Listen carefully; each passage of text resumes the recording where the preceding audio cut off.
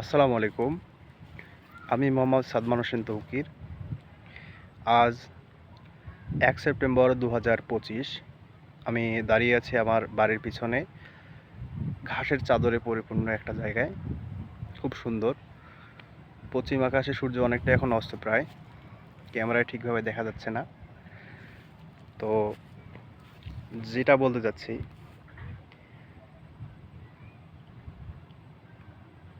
এই যে বিস্তীর্ণ যে মাঠটি দেখতে পাচ্ছেন, এই মাঠটি একটি সময় খেলাধুলায় অনেকটাই ব্যস্ত ছিল। যদিও বা স্ক্রিপ্টের বাইরে কথা বলছি, আদৌ তা সত্য না, কিন্তু ধরে নেওয়া যাক এই যে দেখতে পাচ্ছেন, বহু দূর পর্যন্ত দেখতে পাচ্ছেন, এই যে জায়গাটি আজ থেকে 5 থেকে মেবি 10 বছর আগে যদি কল্পনা করা যায়, যারা 90 দশকের প্রজন্ম আছে, তারা এই সম্পূর্ণ মাঠটি এরকম ফেলে রাখতো না। যেহেতু সামনে শীত মৌসুম খুব দ্রুতই এগিয়ে আসছে, এরকম খোলা মাঠটি তাদের বিকেলের অবসাদ দূর করার জন্য খেলার কাজে ব্যবহার হতো।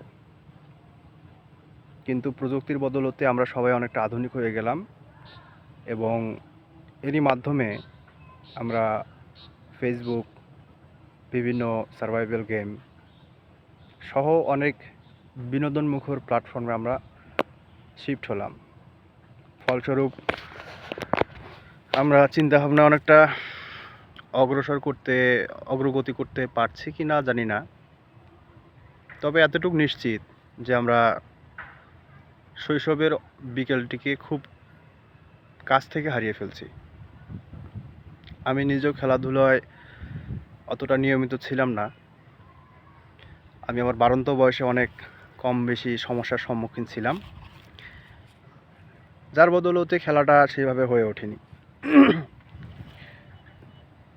তো আগামী প্রজন্মের যারা আছো, আজ থেকে 15 কিংবা 20 বছর পরে আমি ভিডিওটি ইউটিউবে আপলোড করব, অবশ্যই চেষ্টা করব, যদিও ইন্টারনেট কানেকশন এই মুহূর্তে নেই।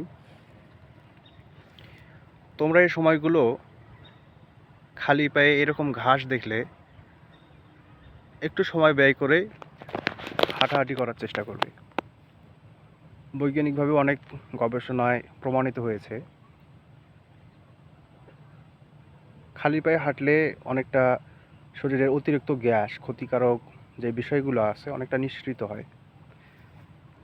ঘাসের যে নরম আস্তরণ, বিশেষ করে সকালবেলা, আমি এই মুহূর্তে বিকেলে দাঁড়িয়ে আছি, সকালবেলার সময়টি এই মাঠটি অন্যরকম একটা অনুভূতি সৃষ্টি করে। যারা শহরে অবস্থান করছো, বর্তমান প্রজন্মের কিংবা আমাদের যারা সিনিয়র, যারা কর্মজীবন অনেকটাই ব্যস্ত হয়ে পড়েছেন, অথবা যারা যান্ত্রিক জীবনে অনেকটাই ক্লান্ত, তাদের কাছে এই বিস্তীর্ণ মাঠ এক ধরনের আশীর্বাদ পুষ্ট। এই কারণেই